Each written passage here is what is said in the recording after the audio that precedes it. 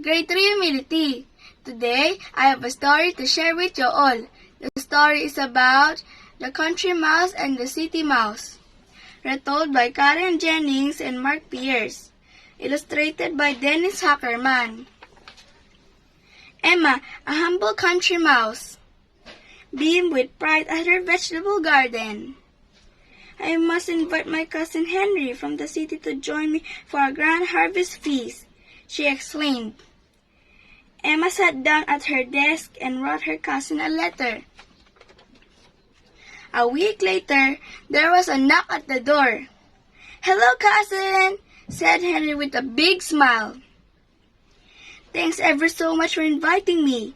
It's nice to be away from all the hubbub of the city." "You must be hungry after your journey," Emma said. "Dinner's coming right up." "My 4 favorite words," said Henry, licking his lips.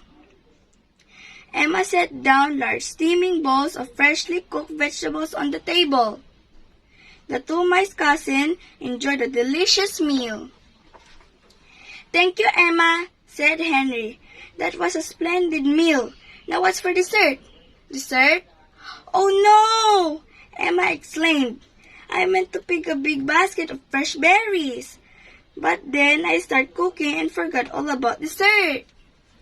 Emma looked around her kitchen frantically for something to serve. "Why don't I run to the corner store and get us something sweet?" Henry asked. "The what?" Emma gazed at him curiously. "The corner store. Don't tell me you don't have a corner store?" "No, cousin."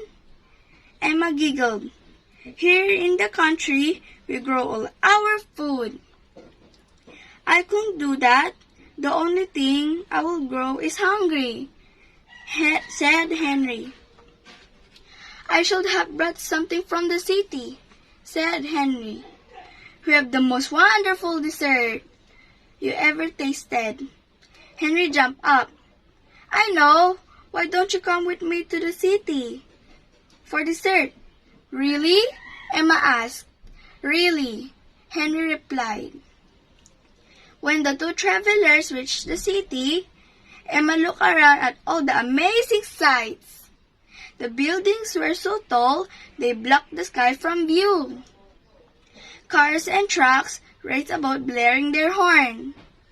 People were in a terrific rush. "What a busy place the city is," Emma remarked. "Yes, isn't it great?" Henry said.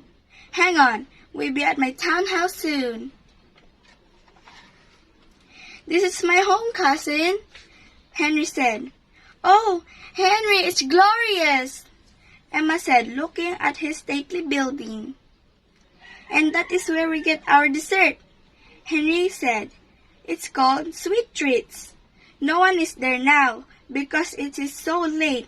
Let's go." Emma and Henry scurried under the front door of Sweet Treats and ran to the kitchen. "Desserts!" Henry said, pointing to the cart that towered over them. They ran up to the tablecloth and onto the dessert cart. The cart was filled with the most colorful fancy foods had Emma ever seen.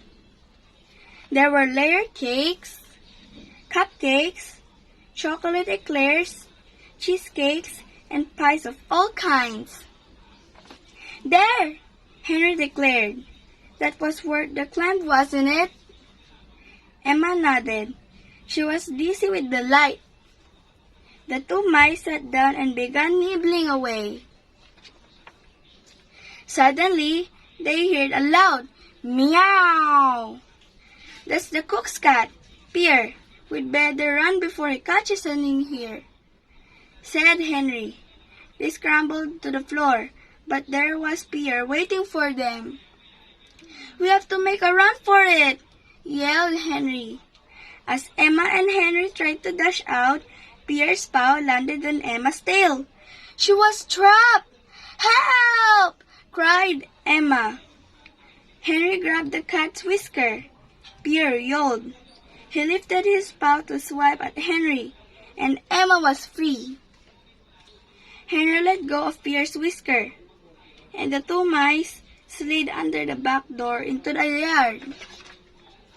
Once we get across the yard, we're home, Henry whispered as he pointed to a large snoring dog.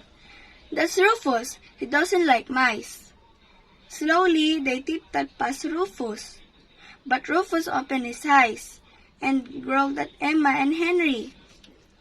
Come on, cousin, hurry, Henry said. The two mice dashed to the house as Rufus bounded after them.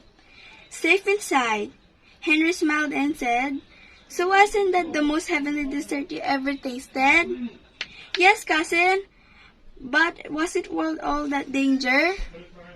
Emma replied, The city life is exciting, but it isn't for me. I prefer the country where a mouse can eat in peace. I understand, Henry said. The city is not for everyone, but I love it. You promise me, dear Henry, Emma said, that you will come to my house next autumn. Of course I will, Emma, and next time I bring the dessert. Now I take you home. The next evening, while Cousin Henry went out for a night of dancing in the big city, Emma settled in for a homemade meal of turnip and cabbage stew, followed by a nice quiet cup of tea. Ah, she sighed. There's nothing like the country. That's the end of the story. The country mouse and the city mouse. For me, let us be contented with what's there, because we do not yet know what will happen. The same happened to Emma and Henry, because Henry wanted to eat dessert. He and Emma left to go to the city, but they did not know the danger they would face in the city. That's all. Thank you for watching.